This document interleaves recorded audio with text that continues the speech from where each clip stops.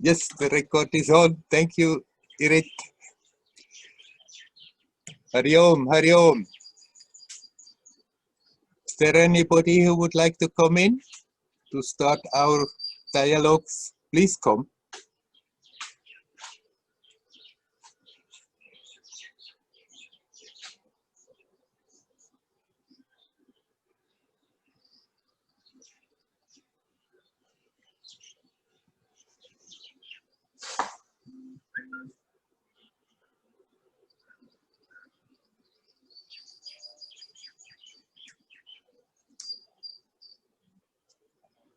Okay, then I start talking about something.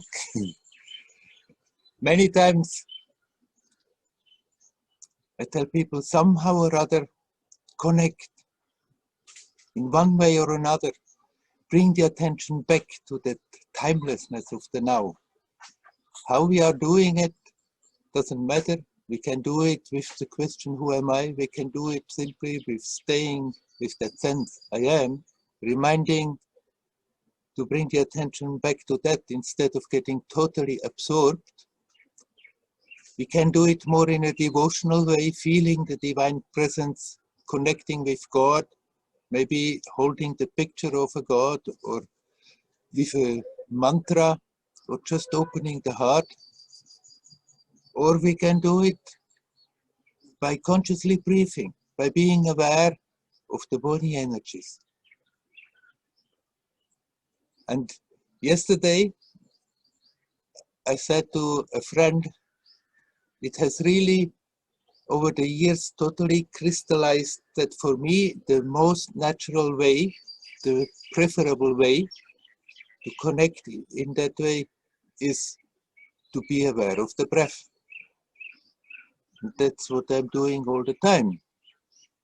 In the recent years, I hadn't been sitting as before. Previous, I had been spending my time sitting on my bum all the time. And then in the recent years, I was often externally busy. And it was a good teaching for me to learn to be in meditation also when active. And my prior help to do that was simply to bring the attention back to the breath. Sweeping the floor, breathing consciously. Cutting vegetables, breathing consciously. Walking the dogs, breathing consciously. Working in the garden, breathing consciously. Sitting on the toilet, breathing consciously. It has become so natural, it's simply there. And then that friend said, but why are you not teaching this more in your satsang? Instead of telling all this stuff that you are telling. But actually the answer is simple. I'm not having a particular teaching that I want to force on people.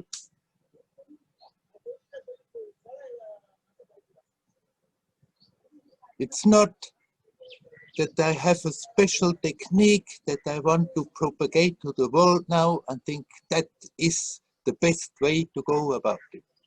There's no such thing.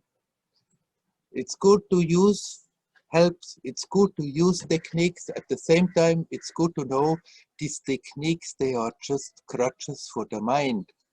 They don't really matter in themselves.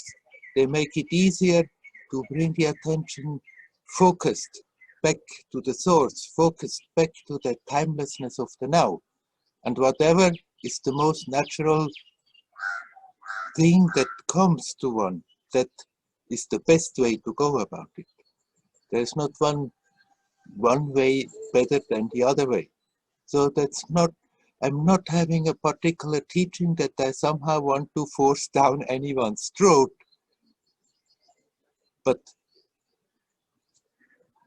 try to inspire people to find their way,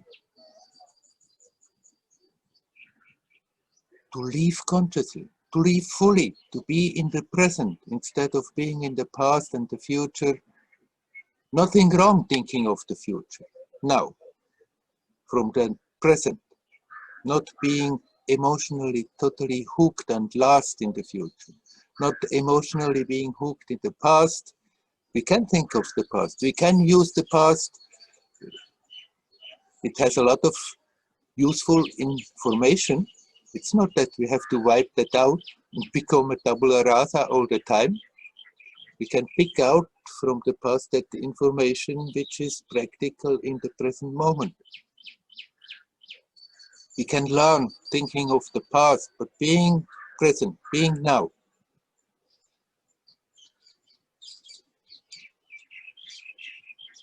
So what I tell people when you are asking questions is what I spontaneously feel that's the best thing at this present moment to say. That's what needs to be told right now, not a particular technique. Whatever helps us is good. Whatever helps us to live more conscious, whatever helps us to be really in touch with the current of life, that is the good way to go about it.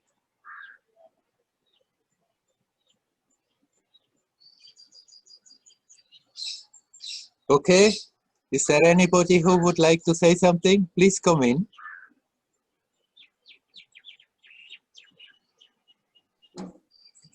Werner? Hello, Karina. Hello. Helena, Hari Om. Hari Om, Hari Om. I want to give a little report. Yeah, good. Yes, I'm very grateful because when you was talking to me last time, Yeah. it was like inside of me happened like the channel changed. Oh, great. Yeah. It was really fantastic. And at that day when I asked you, I went to see a friend for 3 days, so I was not with my son. Yeah. And in these 3 days, I did a lot of meditation and just was with myself and with the nature.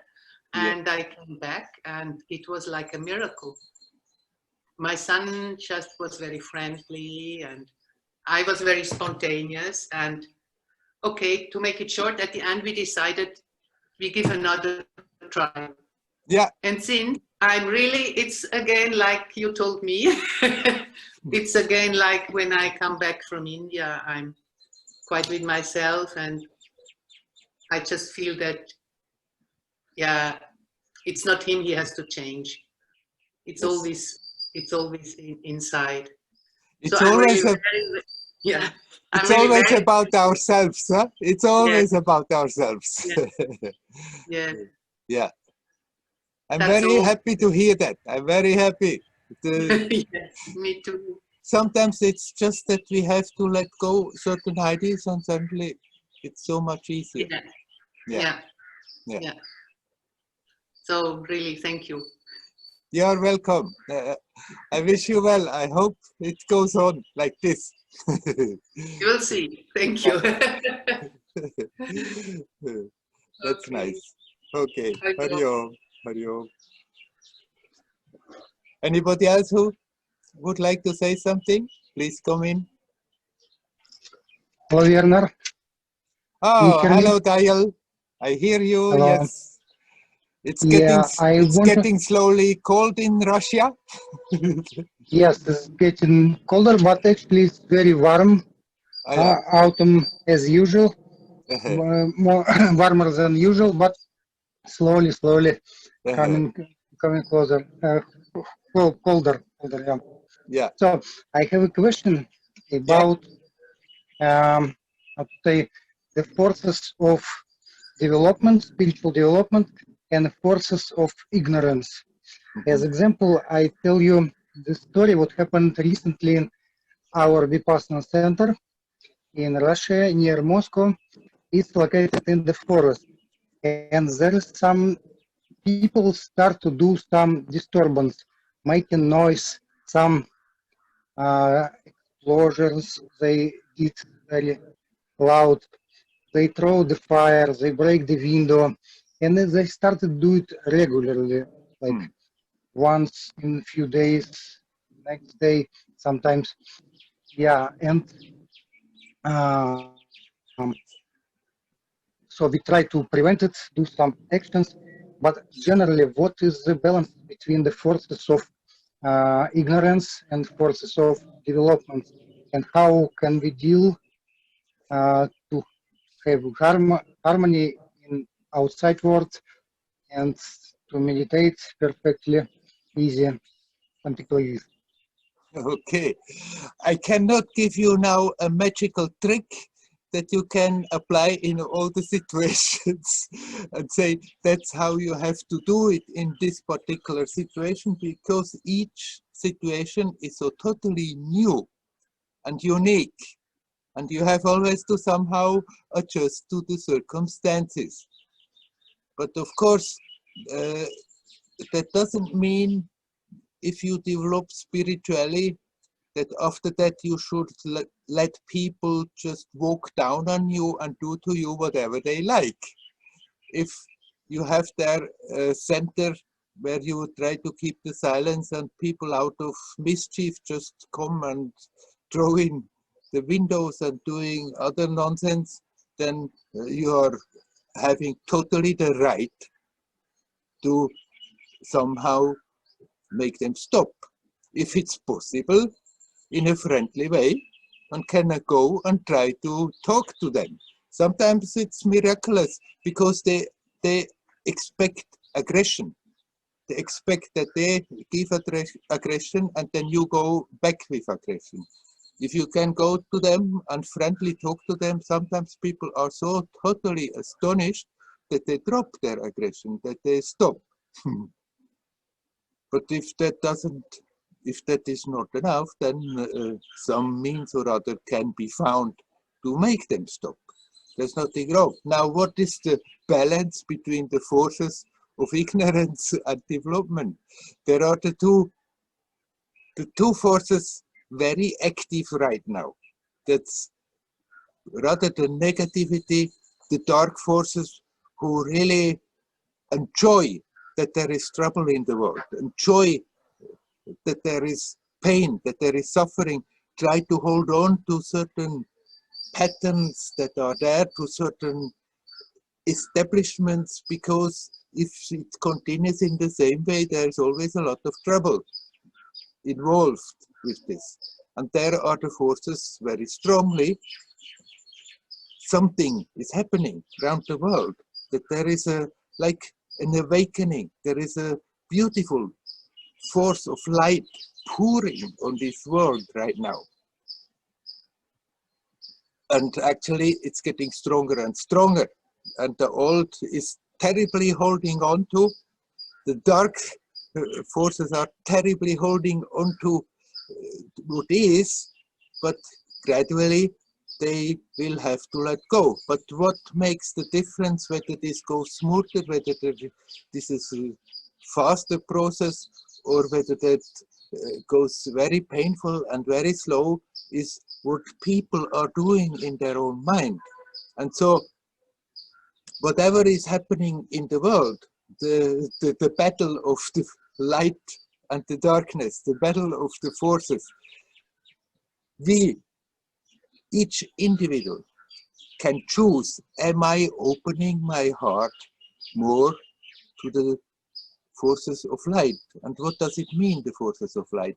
Everything that helps you to expand your experience, to expand your consciousness, is what we call good, is what we can call the forces of light. Everything that is rather forcing people more to contract their consciousness, forcing people back into their little bubble of the me, separate from the whole rest of existence, and trying to squeeze out my personal gain, no matter whether it hurts others, all that we can call the dark forces. And everybody has every moment the choice whether we open more to that light or whether we are opening more to the dark forces. That is the main thing. It is an intense struggle going on. Both sides are very intense. So actually we are living in very interesting times.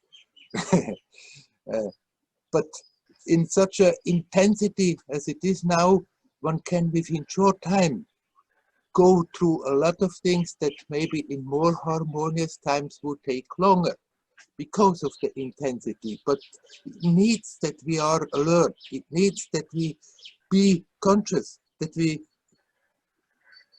become aware how much we have the tendency to slip for every damn little thing, to slip rather into the me, I, me, my mood, forcing the consciousness to separate more instead of learning to open and to connect and feel the connection, feel that we are connected with everybody. But the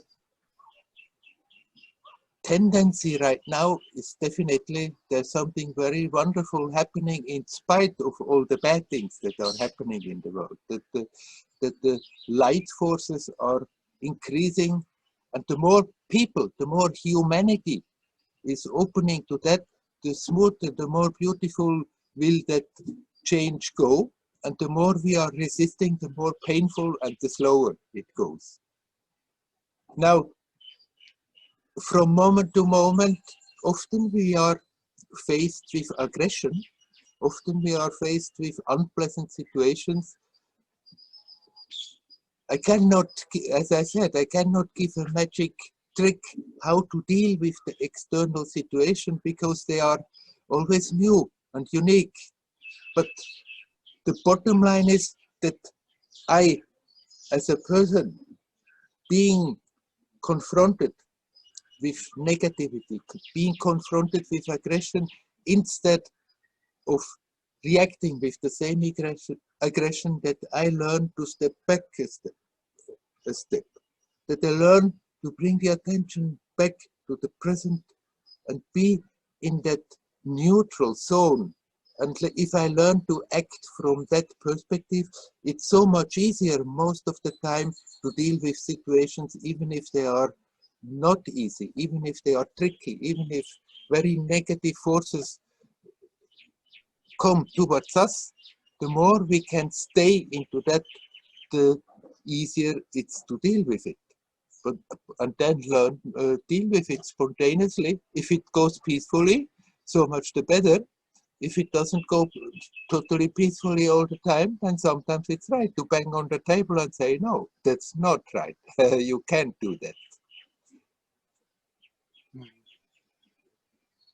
Yeah, okay, I see that. Mhm. I mean, if people, in such a situation, if people come and create trouble, that doesn't mean if they don't stop that you have to go out and beat them up, but you can also call the official forces and tell them, these are troublemakers, can you please try to stop them? Yeah, this also we try this way and that way we will try. Yeah, I think it will be not a big problem, but sometimes it's very suddenly, and it's already 10 years old center and very successful center, 100 yeah, people meditating. yeah, Yeah, yeah. and such things happening. It's just why, why, what for? Why should it happen? Well, it happens. There is no point in wasting your energy trying to find the reason. You just deal with the situation and go ahead. But the best way to deal with the situation is to remain as good as we can centered in the Tao, being in touch with yourself and act and react from that perspective, then everything is easier. Yeah, yeah. Thank you, thank you. We will try to make peace around. Right. I wish you well. Thank you. Such things, they come, they go. After sometimes it will be over again. Yeah, And it's not something bad. It's not something that should not be, that such disturbances come. When I was in the beginning with Amma, we were just a little group there in a village, and people, they didn't like that the foreigners started to come to Amma. They were jealous and they created so much trouble around all the time. But then You learn to deal with it and not to take it personal, not to take it serious. Don't think that, oh, maybe I made a mistake that this is happening. Look at this as a challenge to deal with a difficult situation, in spite of that remain in harmony with yourself, even if it's not always possible with the outside. Yes, yes, we should be in the harmony inside, and then everything will be solved somehow. Yes. Main point, I understand. Yeah. Sometimes it takes a bit more time, sometimes it goes faster, but if we keep on doing it, it goes. Okay, okay, thank you. You're welcome. Hari Om. Hari Om.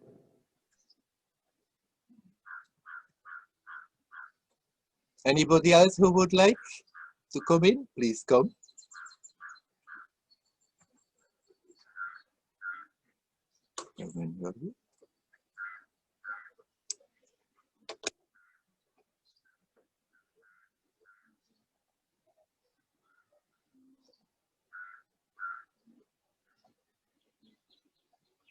You are 31 people here. Surely somebody would like to talk about something. Don't feel shy.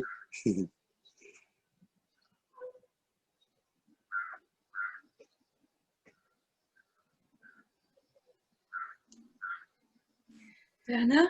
Hello, Helen. Hi, Werner. Hi. Nice to see you. Where are How you? are you?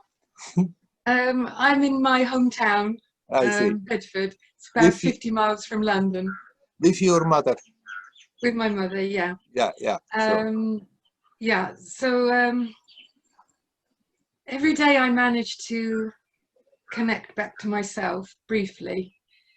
But I have there's a question actually about the dream state. Yeah.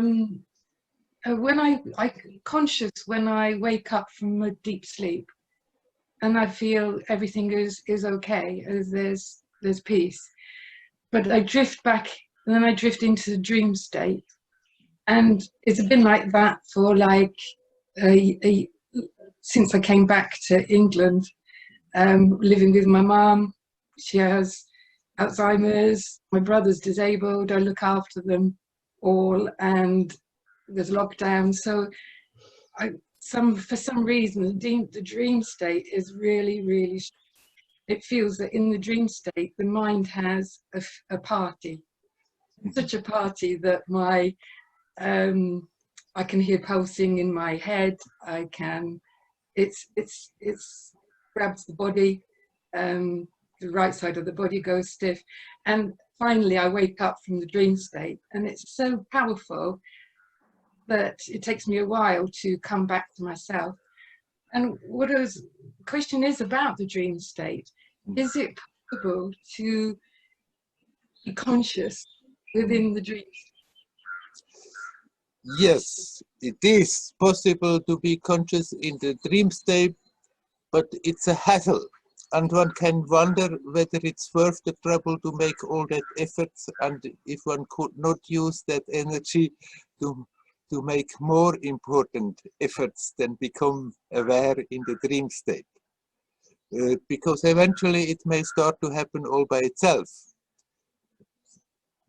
Don't take the dream state too serious. It's a state where a lot of mental stuff is being digested. What you can do is, when you go to sleep, be as conscious as you can when you go to sleep, and direct the attention on expansion, on beauty. And then that may have a certain influence on the dream state, that the dreams are less terrible. But still, if you are in a situation where you have a lot of challenges during the day, during your waking state, it's not so unusual that after that in the dream it may go on quite heavily. And actually one doesn't go for nothing through that. There you are digesting stuff that otherwise may be locked in the subconscious and create problems. So it's not pleasant to have unpleasant dreams, but it's not for nothing. There are techniques to become aware of the dream. The Tibetan monks, no, not the Tibetan monks, in the Tibetan traditions, the yogic traditions, they have means that they consciously learn to dream consciously. But they put a lot of effort in it. And the main technique, as far as I know, I haven't done those, just as I was told and what I read about it, that the practitioner is focusing a lot of the time on an object in the waking state, and after that, when they go to sleep, they go with the intent to find that object in their dream. And once they find that object, then they become lucid in their dream. It means their dream becomes conscious. It's a technique one can train oneself and become better and better in it. But if somebody feels like doing that, fine, by all means, do that. But I don't think that for most of the people who don't have that natural inclination, it's worth the trouble to spend all that energy.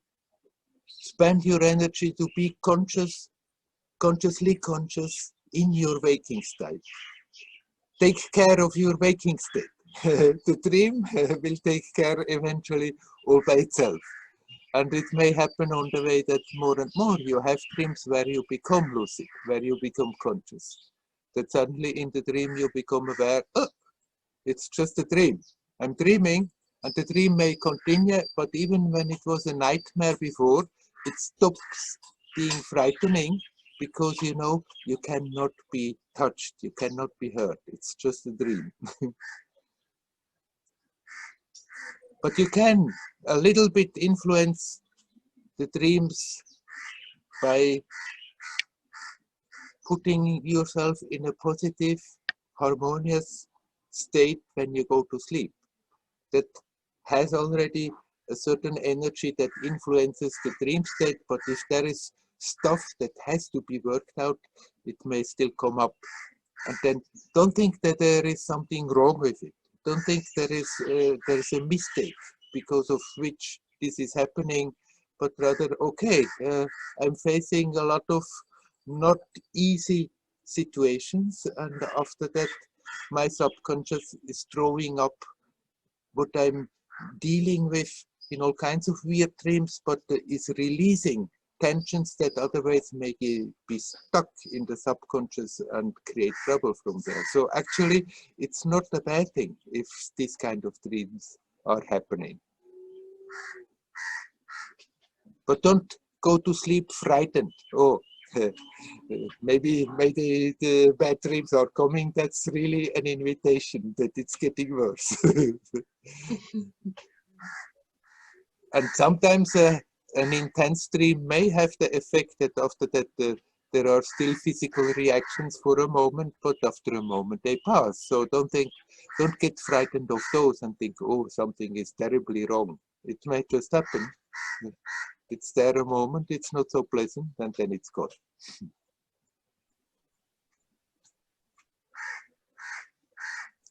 Take care of the waking state. Put your energy there, and then gradually the rest will come by itself.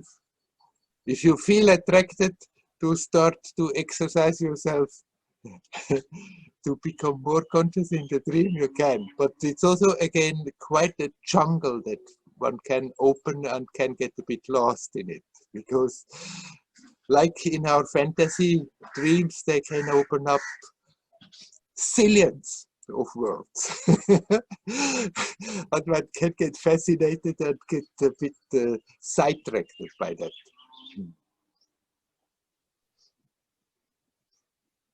Yes, thank you, because what you say is helping a lot.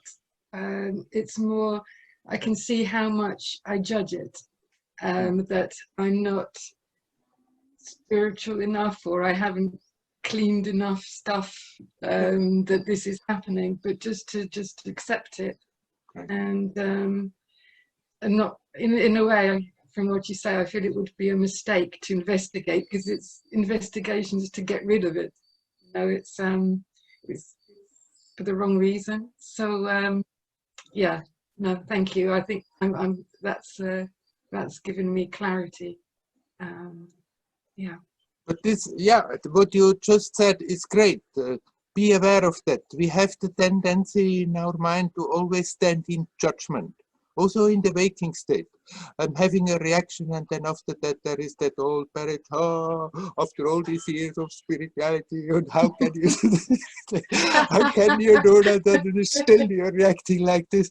And there we are wasting our precious energy instead of just coming back, there, I lost it, so what? It's past, it's gone, but now I'm back here now.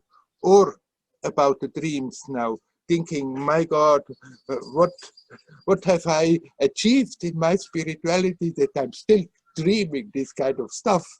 I mean, we are not, it's also not only from our own subconscious that stuff is coming, but we are connected mentally to the whole humanity. And there is a lot of stuff going on there. And sometimes in a dream, one may pick up something, and there is absolutely no reason after that to stand in judgment over yourself if you had bad dreams and think something is wrong with you and with your spirituality. That's very good to understand and to remember. Yes, that's exactly what I needed to hear. Thank you. Great. Thank you so much. Great, you're welcome. Okay. Hariom. Hariom. Helen. Is there anybody else who would like to talk? Please come in. Hello, Werner. Hello. I hear a voice and I think it's Nelly. No, I'm Rebecca. Oh, Rebecca. Now I see the picture. Hello, Rebecca. Okay. Could you hear me well? Because I don't have so good connection. I hope it I can hear. Oh, now it's stopped. works. Yeah. Most of it I heard. Is it working? Yeah, most of it I heard, but suddenly there was that ooh, and anyhow we'll try. Huh? Okay, I try. If not, I will ask you next Saturday. Yeah. I'm having problems with my father. Mm-hmm. I mean, he's not an easygoing person. He has been always very strict, very hard, and well, since last year, I started to see him in a very different way now, and I realized that, I mean, talking materialistic, he has given us everything because he has worried about our education, and we don't have, and we have all our needs covered. Yeah. But emotionally talking, he has been very, I mean, he's a very mature person.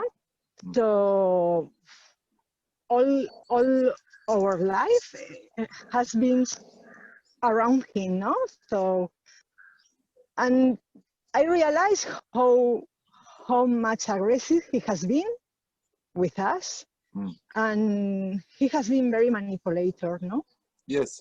And the problem is that all the anger, all the resentment that I have now is starting to rise, no, in me. Yeah, yeah. And okay, I accept that is the situation. I'm not going to change anything. I'm not going to change him, but I don't want to be stuck there. Yeah, right. I want to continue my life. I want to leave that heavy weight on my back out. Right.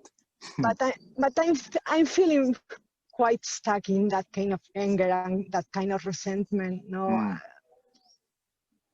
is something that I have talked with some friends and they understand me, but I can talk in that clear way. I can talk with my mom and with my brother, because although they know that he's not an easygoing person, I think they can see on the same perspective as me, and I don't want to create any bad mood between the families. So I prefer to leave my heavy luggage back on.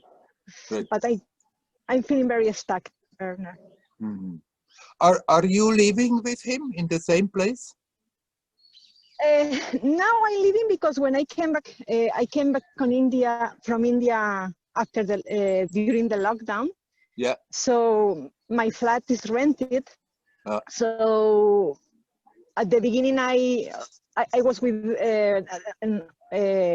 I stay with them, with my mom and my father, no. But now I'm going to move as soon. Now I'm on a retreat, but as soon as I finish my retreat, I'm going to start to find some place, because Yeah. I mean, for me, it's enough. No, I think it's enough. And at the beginning, I stayed because I thought that maybe in October it's gonna be possible to going back to India, but I think it's not gonna be possible for a long time going back to India. So I think it's time to start to settle here in Spain. Yeah. Right. To create a bit physical distance, if you can, that would be good. But it's high time. You're right that you want to get rid of that burden that you're carrying along. It's high time to get rid of that. We don't have to carry such stuff the whole life long. Most of the people grow up in circumstances where we put on, and then so many people never get rid, and they keep it their whole life long, and it's always making the life hard, and we need not do that. We can get rid of it. And you clearly understood you cannot change your father, but what you can change is the way you perceive him. If you learn not to take it personal, if he is his usual self, which is often, as you say, not very pleasant, then it's already much easier. As long as you think he's attacking me, and he shouldn't do that. If on the other hand you can accept, okay, that's just how it is, it has not really anything to do with me, then it's already half of the work is done. Because then you have much more your own reactions, which you have to again to deal with it. But if you look into the past, and from there is a lot of anger and resentment coming, one reason why it is often difficult for us to let go of that anger and that resentment is because at the same time we feel stupid about ourselves and think, why did I let this happen? Why did I let him do like this? Why did I let myself be manipulated like this? And there is a lot of resentment against ourselves. And that's the one thing that we have to get rid of first. Look at yourself and forgive yourself that things have happened the way they happened, because he didn't know better and you did what you could from whatever knowledge you had. But right now is the time to let go of all that, to let go of the stuff that is still stuck, the aggression, the resentment towards yourself and towards him about past situations. If they are very charged with emotions, if particular situations come up and they are very charged with emotions, then let them come up, go through them, see what it is doing to you now. Observe what it is doing to you right now, energetically, emotionally. And there you can observe it and relax, and the old force that is hooked in those events is gradually dissipating like this. But first, learn to forgive yourself. Look at what has happened in the past and see how much resentment we are keeping for ourselves, often because we think, oh, how could I be so stupid? Why did I let it happen? I should have reacted. I should have done like this. I should have done that. Past is past. It's gone. It's not more real. We give it the wrong reality by keeping emotionally, energetically hooked into it. But right now, we don't need to do that anymore. And if you can forgive yourself about the past, then you will see it's also much easier to forgive your father and not think that you have to somehow get revenge, not think that you somehow have to teach him a lesson, not think that you somehow finally in his old age you have to change his character to the good, but accepting, okay, he had his own difficulties growing up with his parents. His parents had their own difficulties with their parents, and usually they give it over from generation to generation because they don't know better. They have not taken the time to introspect, to learn more about themselves. And you are doing that, you can cut that circle because you are aware and you learn to be more aware. And in that awareness, we can let go of that repeated stuff that comes from the parents, from the grandparents, from the parents of the grandparents. Usually one generation is always giving a bit the same stuff over to the next one. They are hurt growing up and they give that hurt after that to their children. Are you still here, Rebecca? Rebecca? Oops, I think the connection is gone. Anyhow, Rebecca, you can hear it later on the recording. I continue with what we have been talking. Such mechanisms have the tendency that they are in one generation and the children grow up, they get hurt, they repeat slightly different, but they repeat the same pattern and they give it after that to their children, and their children also growing up again, hurt, and have the tendency to give it again their children. But we don't have to continue this circle.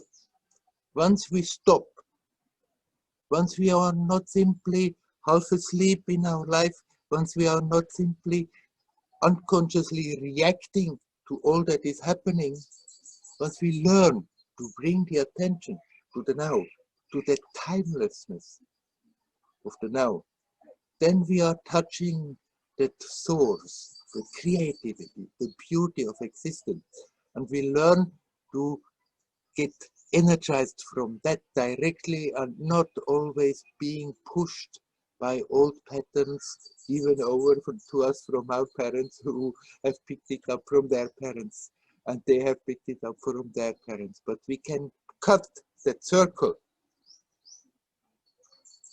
And in order to be able to have the power to cut, we have to stop handicapping ourselves all the time by condemning ourselves about the past.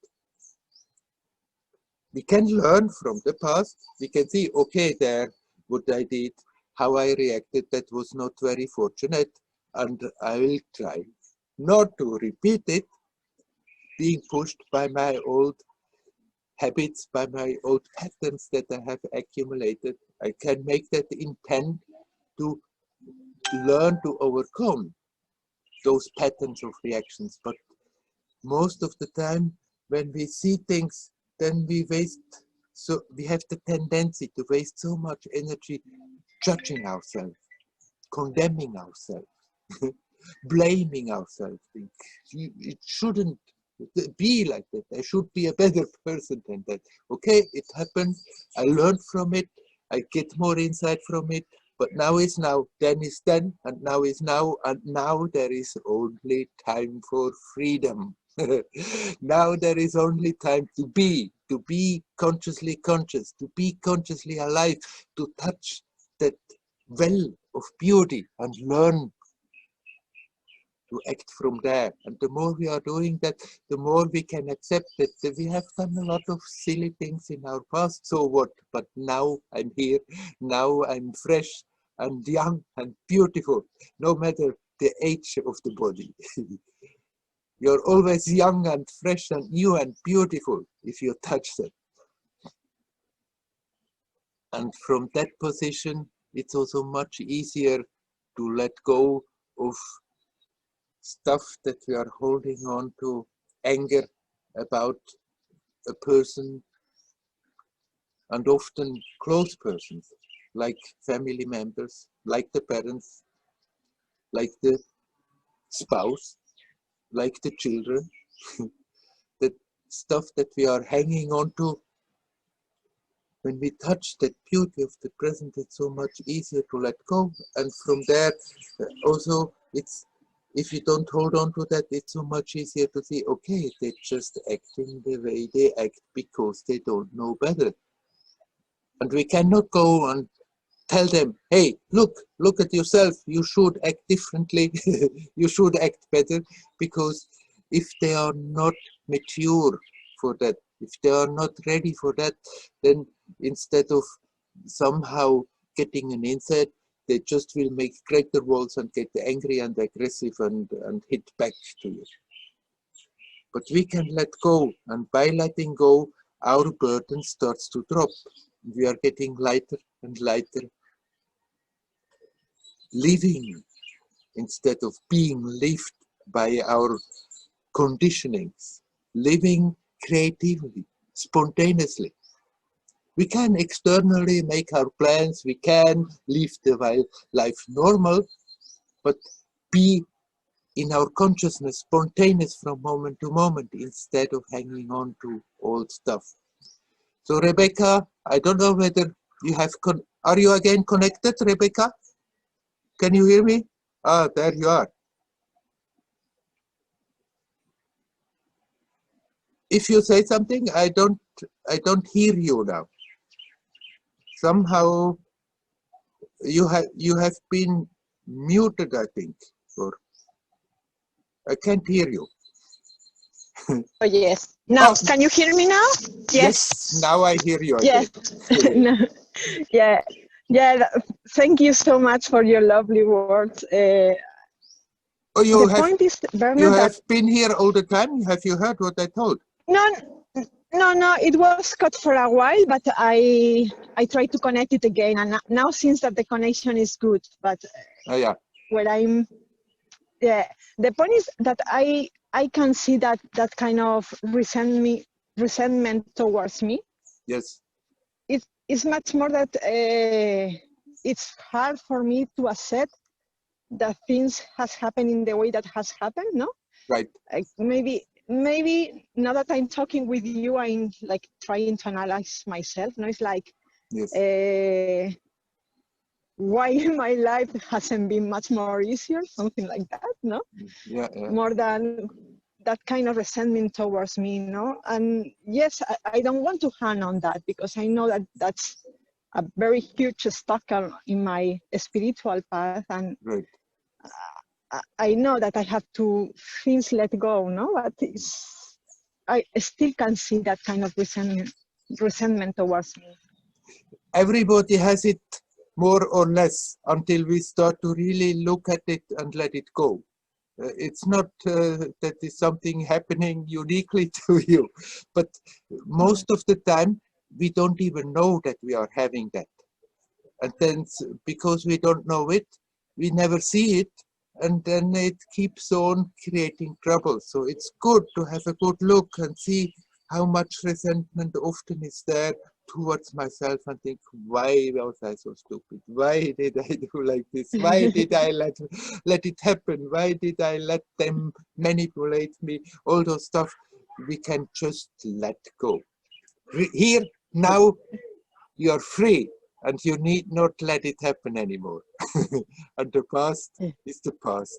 After all, we have learned our lessons because the past was the way it was, And if we have made so-called mistakes, then we have grown and learned because of that, especially when we start to see it more clearly in the present. Yeah. Okay. I will do. I think for me, it helps me a lot to write. And when I Good. start to write, things that start to bubble, Yeah. maybe I try to do that and I can Yes. find Good. something. Yeah. If you feel ever to come and continue the discussions, you are welcome. Huh? I love to keep connected, but I don't have good connection, and maybe Yeah. I think I Well, will watch it later. right. Yeah, Anyhow, it went quite well. But anyhow, I mean, yeah. if this particular subject Oh yeah, comes yeah. up and you feel somehow stuck, then you come and talk again. But if you can Yeah, resolve it, so much the better. yeah.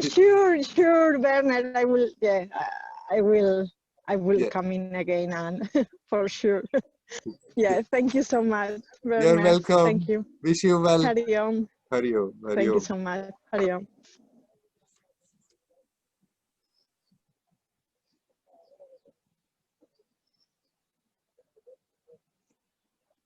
Is there anybody else who would like to talk? Please come in. Om Namah Shivaya. Om Namah Shivaya, Sridev. How are you? Oh, quite fine. Fine. How to handle with samsara? How to handle samsara? Yes. What is samsara? Is to rebirth again and again and to be ignorant every time. Mhm. How to make an end to it, definitively. Ah, that's what you mean with samsara. Yes. The Is self-realization is enough?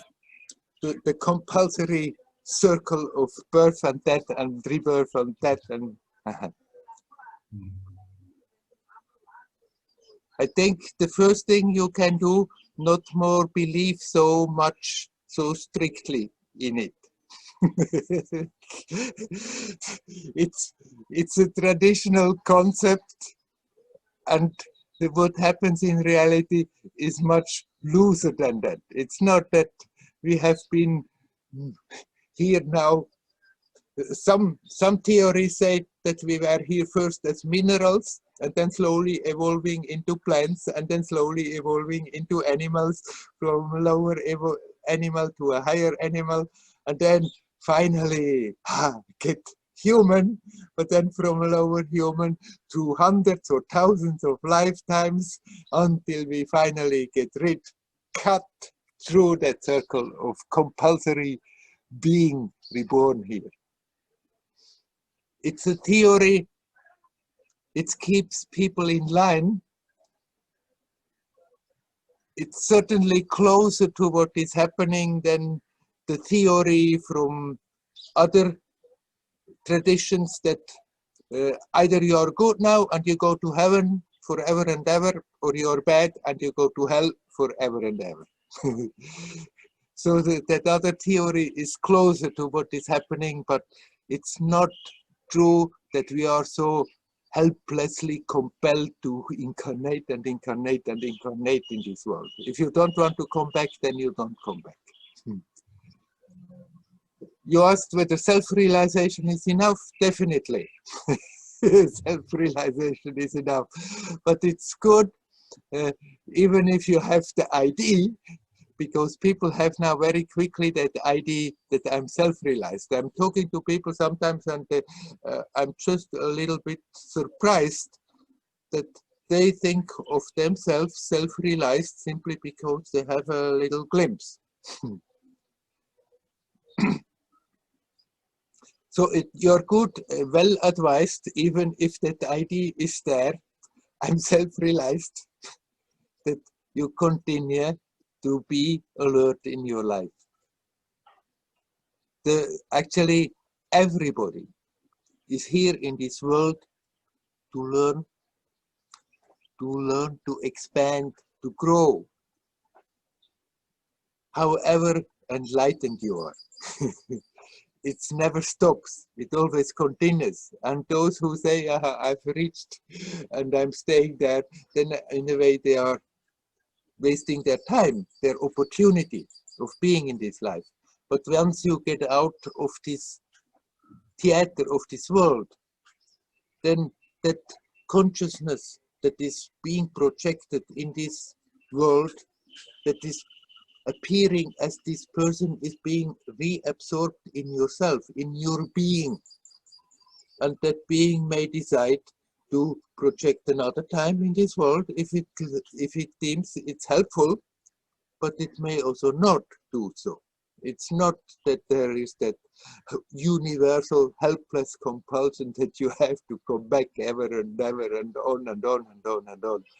And that it's a heavy yoke that is on whole humanity that only very few can break. Many times a being will decide, but actually it would be very helpful to project in a certain situation, to have a lot of experiences there and come out richer for the experience. It's not a compulsion that is there as a universal law, but often, I mean, as a being, not projected, not incarnated in this world.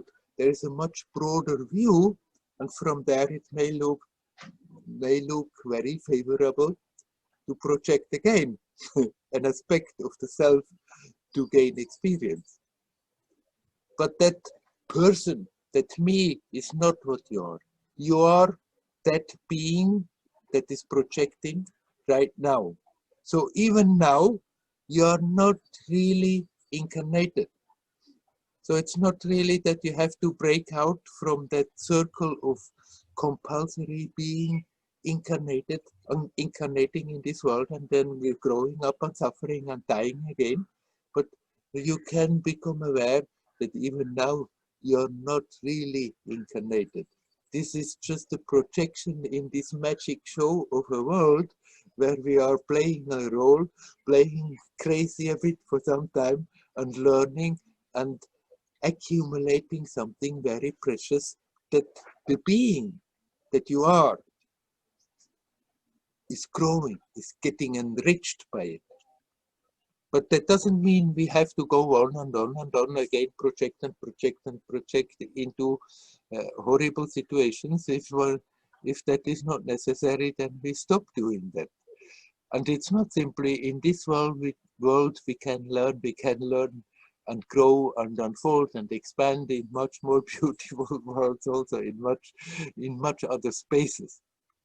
But the important thing is that we learn in this world not to be so attached to the me person role, and bring the attention back to the timelessness of the now, because here now you touch your true being, and gradually that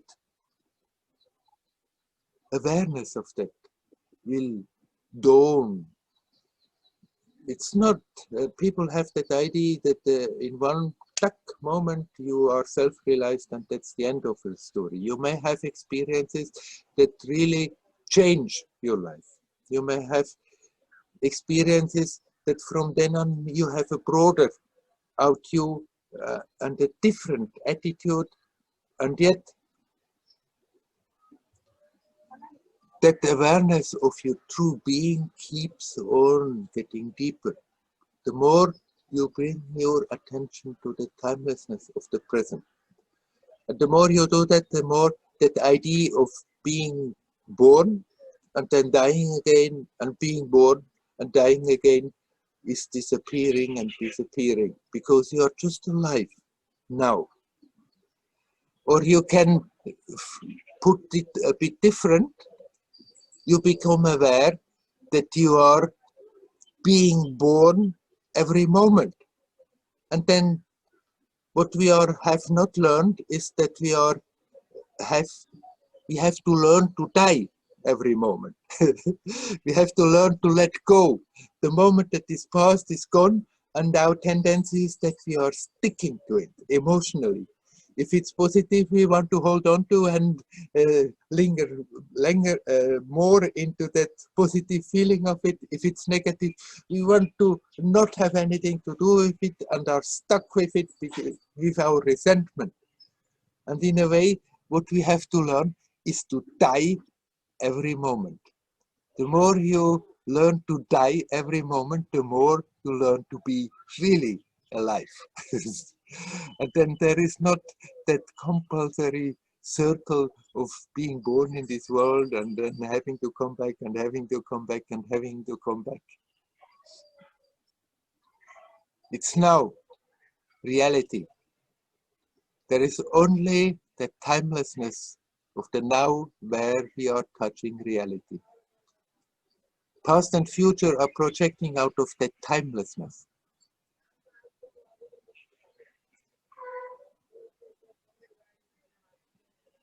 So by all means, continue your life, even if you have openings, even if the perspective changes. Don't waste your time sitting down and think, okay, now I have achieved.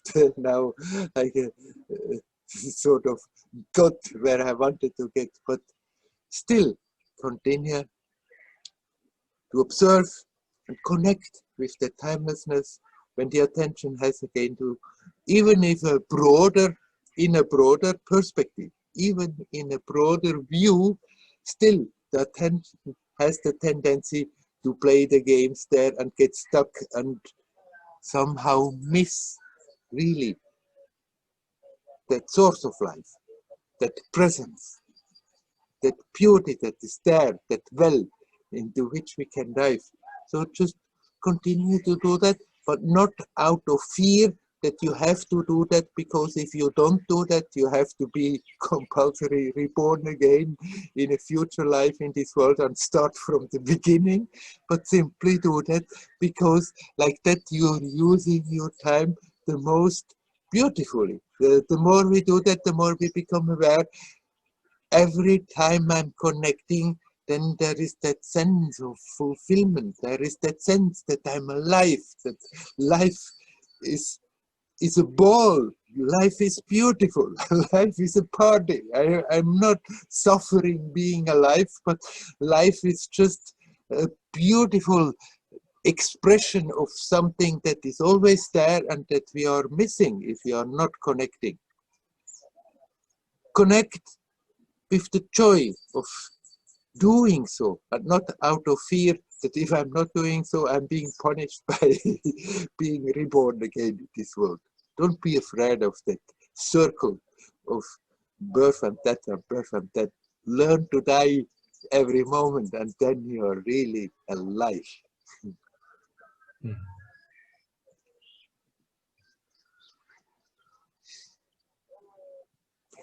Shall we leave it at that? Sorry, Shall we leave it at that for today? it's a lot. It's a lot. Thank you. Thank you very much. Yeah, welcome. Hari Om. Hari Om. Om Namah Shivaya. Om Namah Shivaya. Is there anybody else who would like to talk? Please come in.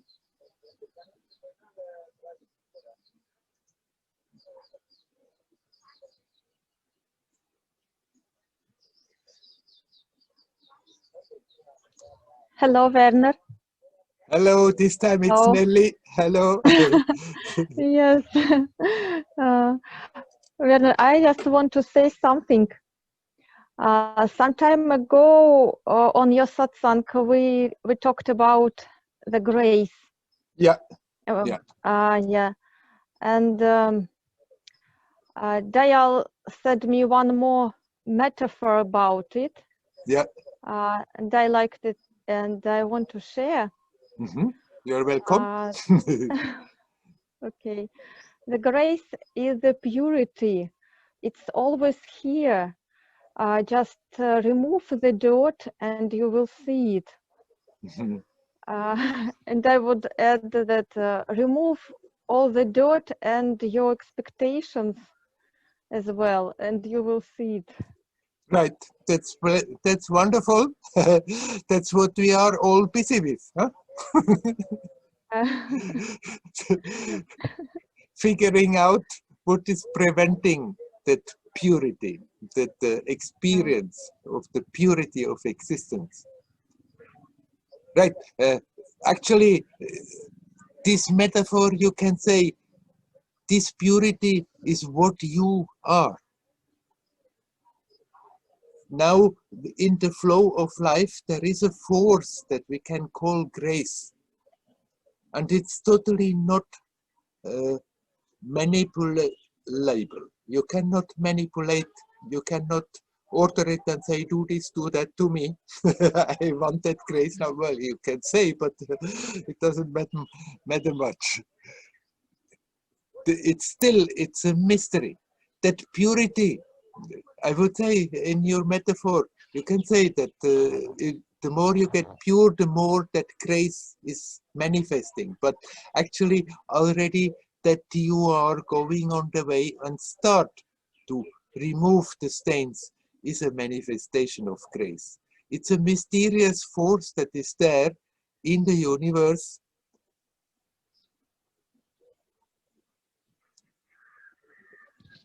It's a divine will that is driving that force. We cannot control it, we cannot manipulate it, but still we can invite it. And doing what you said in that metaphor is the invitation that we can give. It's already a manifestation of grace that we are doing that we're removing all those mechanisms that prevents the purity of your being to manifest, to show itself. And yet, mysteriously, within manifestation, suddenly, that grace may fall down stronger in one place. We cannot know why and how and where. We cannot force it, we cannot control it, but we can invite it. And the invitation is to live consciously, to remove those obstacles, to be in that purity of your being. It's at the same time a manifestation of grace.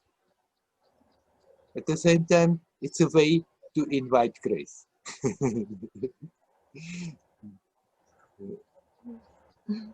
It's never, a metaphor is always a metaphor. They are always good. They never explain grace. That divine grace is a fact we cannot deny, because suddenly it takes over. You don't know how and why. We cannot deny it's there, and yet it can never be explained or understood.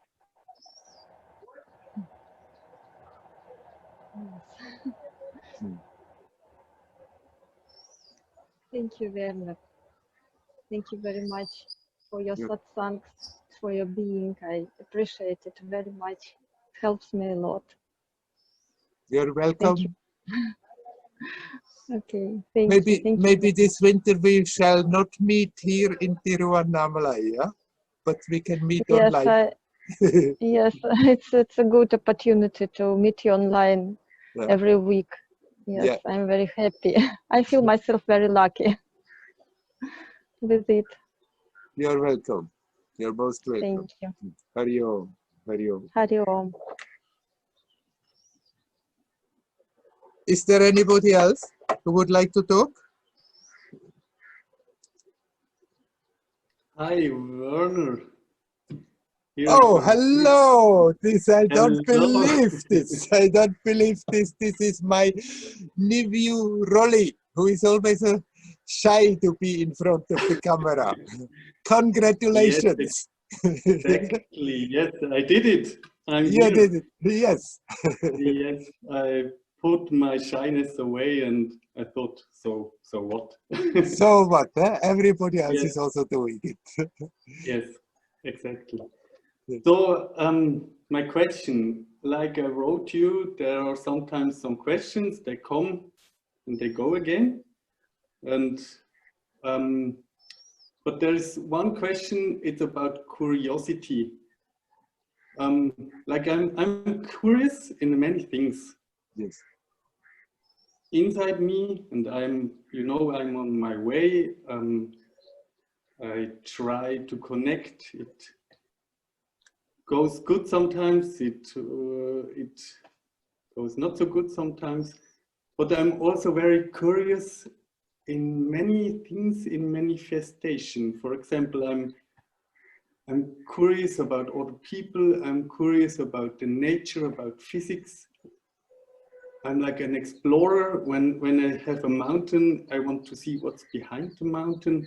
Yeah. You know what I mean, right? Yes, right. And the problem for me is only it takes a lot of energy. Uh-huh. And I wonder what you recommend to do about my curiosity, because I feel like it's hinder me, or it prevents me for other things, for connecting myself or connect to myself. So what can you say about that? Right. It's not really that curiosity that prevents you. I think that curiosity is there in everybody, and the more you keep it alive, the more it is beautiful. It's like the children are functioning like this. A little child Yes. is curious about every damn thing that is happening around it. And then usually we lose a lot of that spark when we grow up. It's not that curiosity, that wonder about life, just being astonished from moment to moment about life and what is happening, and to be open for new expressions of life and new manifestations, and there is absolutely nothing wrong with that. That's what makes life worth livable. But what we can is to make sure that in spite of that curiosity, we don't get completely lost in it. You can follow up something that you would like to know without losing your touch to the present. It's simply when the curiosity becomes a bit an obsession in our mind, and then that beautiful spark actually is slowly also lost, and we keep it in the mind, and I want to know, I want to know, I want to know. It's not more the same thing. It has been brought about by that beautiful innocent curiosity, but then somehow I as a person take over and get a bit obsessed with ideas, and then I'm getting estranged from being here, from being now, from being really conscious, but get lost in an idea that I have and that I have to pursue, and it becomes, instead of a joyous pursuit, an expression of life, it can become a compulsion and rather a burden. I mean, there are degrees, but the more we go in that direction, the more it becomes an obstacle. But it's not that curiosity about life, about living, about God's manifestation, about yourself and everything, that will prevent you. In contrary, that curiosity helps you also to bring your attention back and connect with that beauty of existence. Simply don't get completely lost and get obsessed with it. Okay, and what can I do about the energy that it takes? Because yeah, I try to, like you said, I try to, okay, it's very interesting for me, but I get back to me, connect, and I can keep it away. But still there is something in my mind which wants to know. Yeah.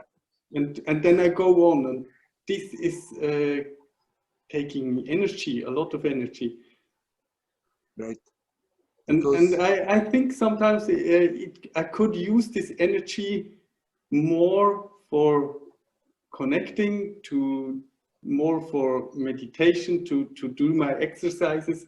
And so I'm sometimes a little bit on this side, on that side. Ah, right, okay. This is happening to everybody. Then you go a bit more this way, that way. No, but when you catch yourself that you're actually being totally on a trip because simply of a thought, I want to know, I want to know. And you're losing that touch because of that, then collect yourself, come back and be here now, and then you can again pursue your interest, but remind yourself to be connected. If you can manage to bring the two together, then you won't feel that you're wasting your energy.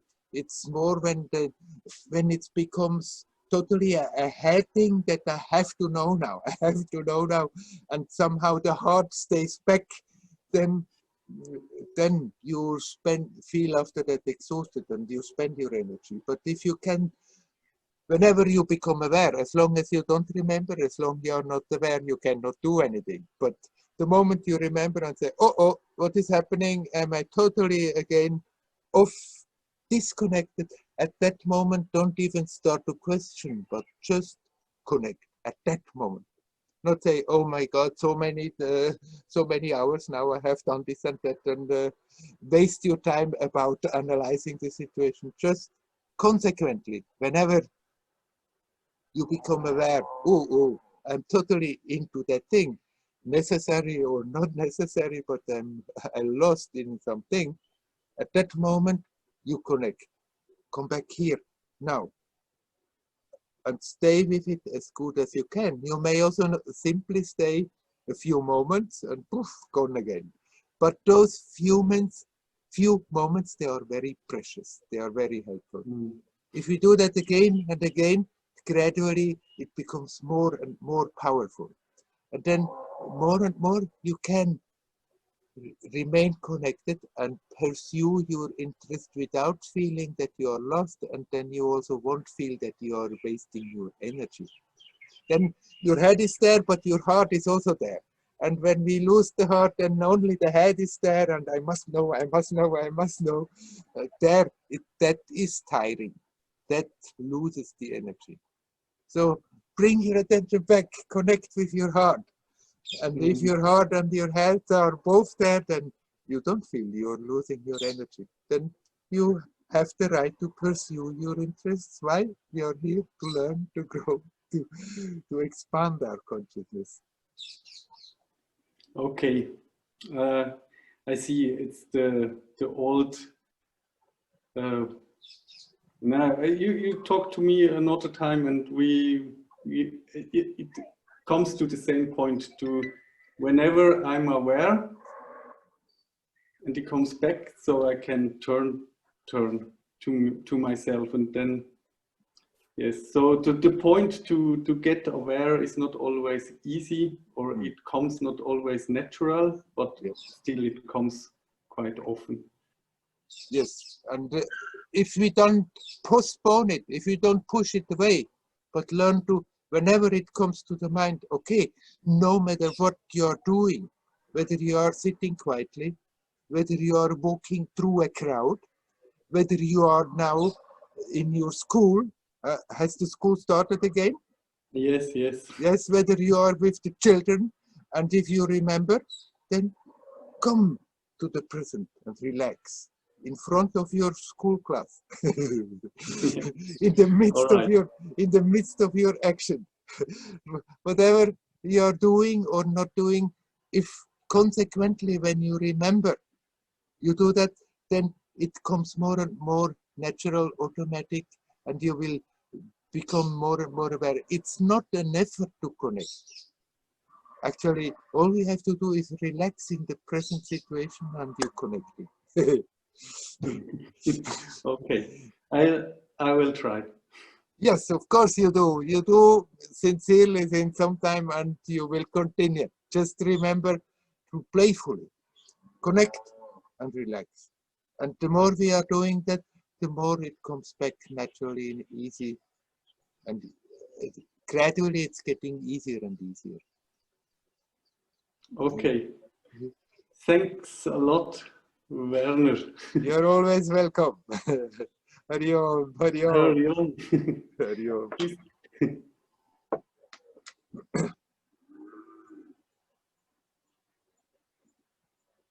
Anybody else who would like to come in? We have a little more time if you want to.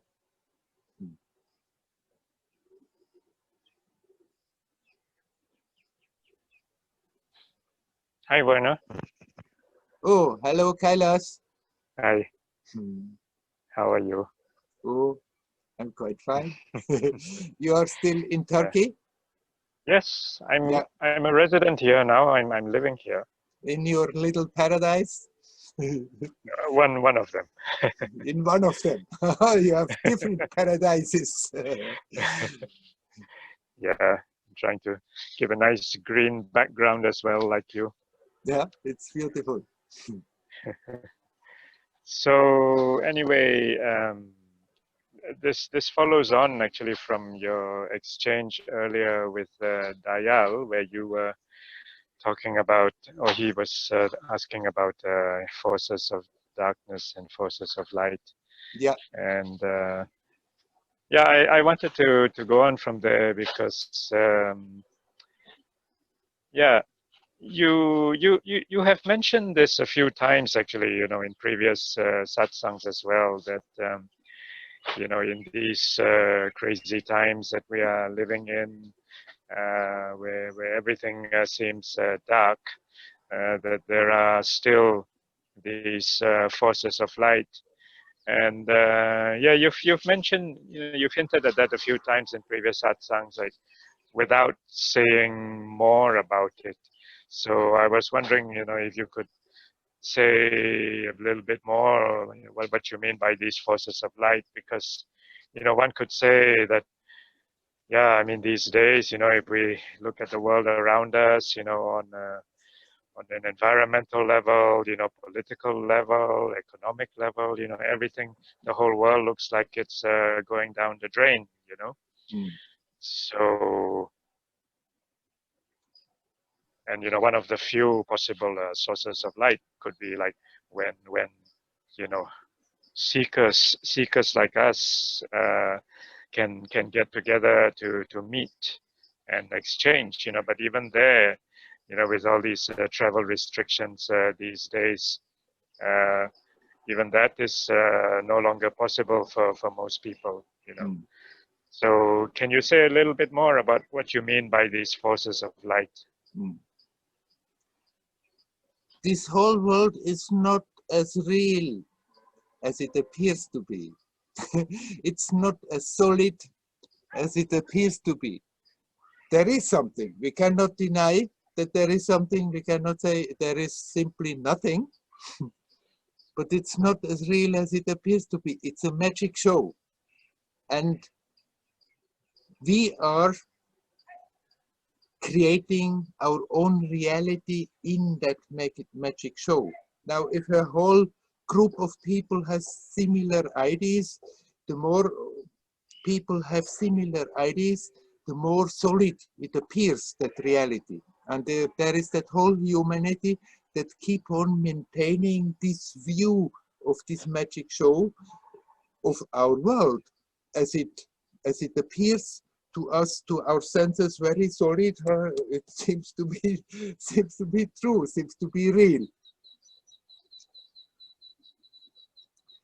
And then you mentioned, when you look around, when you watch the news, when you read the newspaper, when you hear what's going on, one can have the idea, oh my God, it's just a world full of darkness and darkness and darkness. But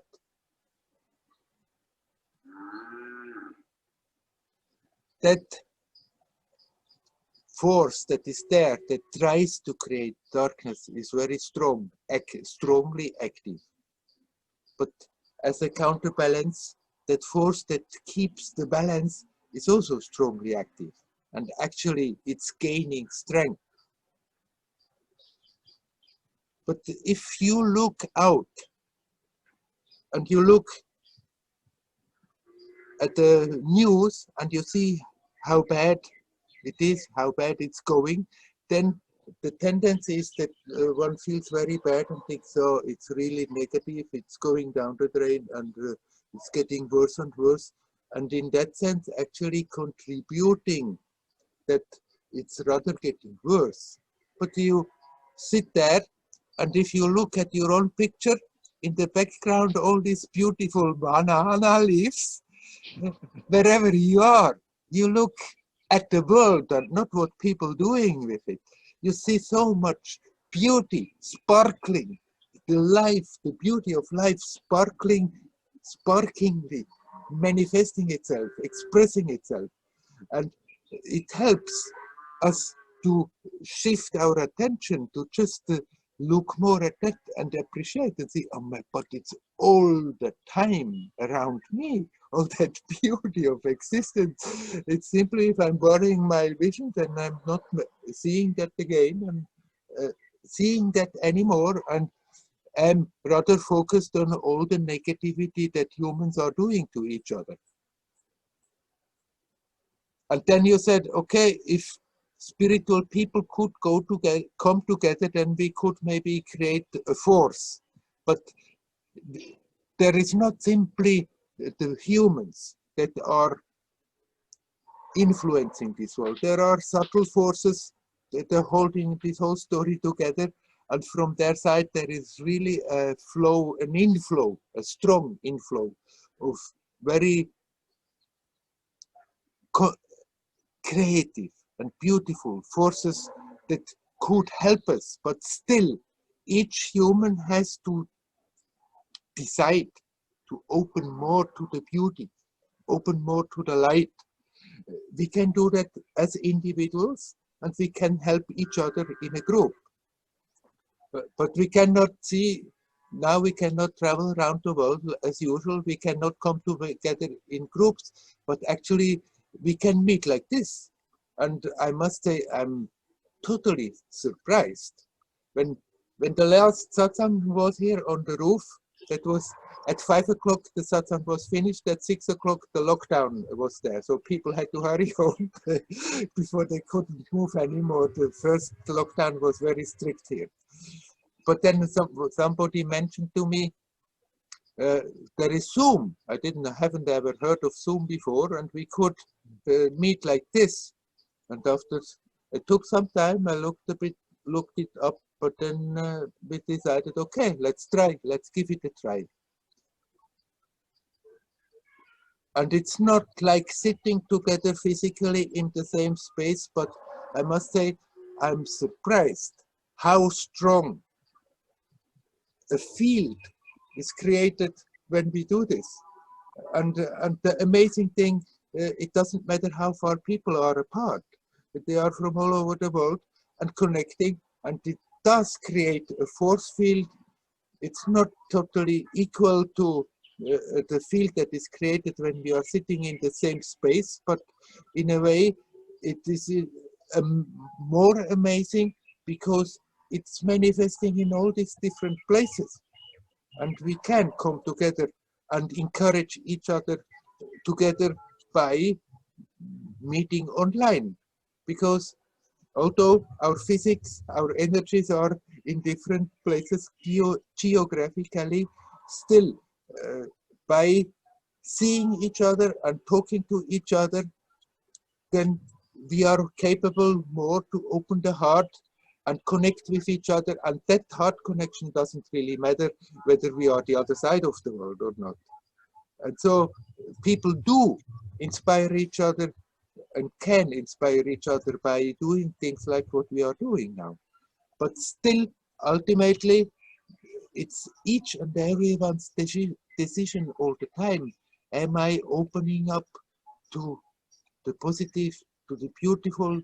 Am I learning to just live my life from moment to moment joyous as I can? Or am I always opening up to the negativity, and because of that being pulled more and more into that, and actually doing so strengthening that? We have the right to just be simply happy without having a reason for it. We have the right to do so, even if we know there is a lot of unhappiness in the world. It's not that because there is a lot of unhappiness, we have to be unhappy in order to be solidary. All that we are doing is to contribute to the unhappiness. But just so nature, for example, is so very helpful. Just people who have the opportunity to go out in nature and see the beauty, and instead of thinking of all the bad things that are happening, just breathe and see the beauty of nature and breathe the fine air that the plants are creating, and be joyous about existence is totally supporting that those light forces that are there, that are already there, that they have a chance more to be active and to manifest.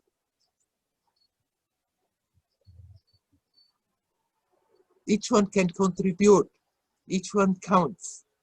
And we don't have to wait that something is happening, then I also can joy, but each one can, in whatever place they are, make the best of out of their situation. And every time we are seeing, I'm having the tendency to completely get down that road and feel, oh, it's terrible, it's terrible, it's terrible. Every time we withdraw from that and bring it back and somehow maybe just breathe and relax and start to feel better and make that step of not getting there, we contributing that force of life has a chance to manifest a little more.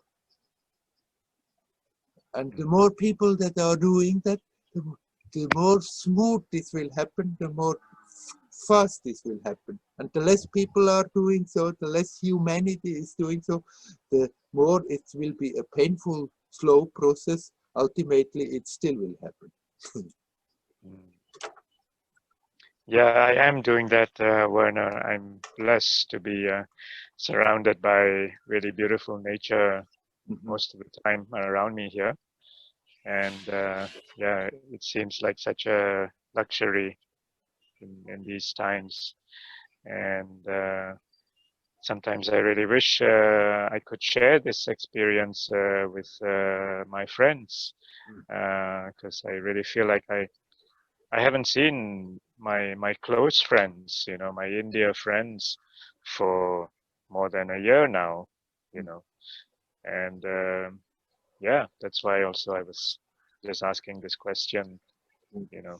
But actually, you do share without doing something about it. Whenever your heart is opening, whenever something beautiful, some joyousness is in you, it's radiating, and you do share even if you cannot consciously share every detail of it. Yeah. And don't you have a bad conscience that you are in a nice place now? No, I don't. You don't. That's good. Yeah. Right. Yeah. By all means, thank you very much. By all means, make the best of it, and it's sharing all by itself. And if on top of that, sometimes you call friends and you can see each other's place and share in that way, fine. But it's sharing anyhow. When your heart is opening, it's radiating and it's sharing. Beautiful. Thank you very much, Werner. You're welcome. Wish you well. Hari Om. Hari Om. Hari Om. Hari Om. I think we'll stop for today with the Satsang official. I'm going to close the recording.